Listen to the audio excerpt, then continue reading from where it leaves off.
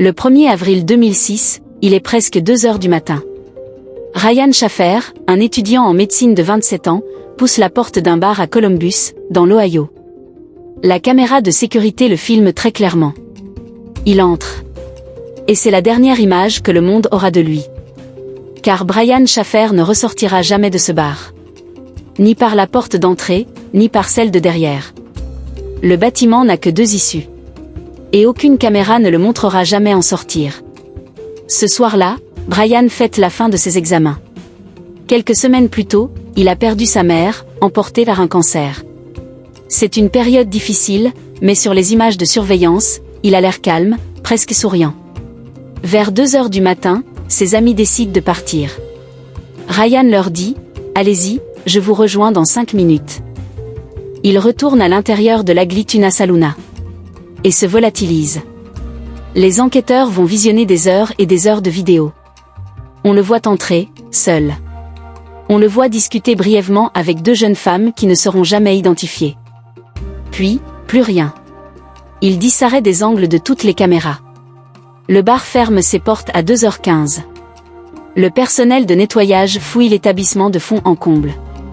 Personne dans les toilettes, ni dans les réserves. Les chiens policiers ne trouvent aucune piste, aucune odeur.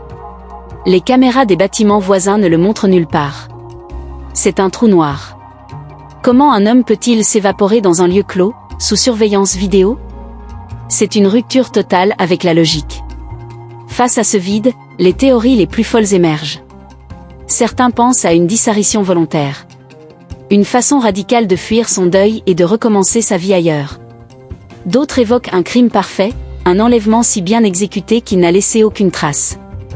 Mais le plus troublant dans cette affaire, ce n'est pas seulement sa disparition. C'est l'idée qu'à une époque où tout est filmé, tracé, enregistré, on puisse encore tout simplement cesser d'exister. Disparaître des radars. Plus de 18 ans ont passé. Le père de Brian a continué à chercher, recevant parfois des appels anonymes de gens prétendant savoir où il est. On aurait vu Brian au Mexique, en Suède, et même aux îles Vierges. Mais aucune de ces pistes n'a jamais abouti. La seule certitude qui nous reste, c'est cette image glaçante, celle d'un jeune homme entrant dans un bar pour ne jamais en ressortir. Une histoire qui défie notre compréhension du réel et qui nous rappelle que parfois, les réponses les plus simples sont les plus difficiles à trouver. Merci d'avoir regardé, et n'oubliez pas de vous abonner pour d'autres histoires qui vous feront réfléchir.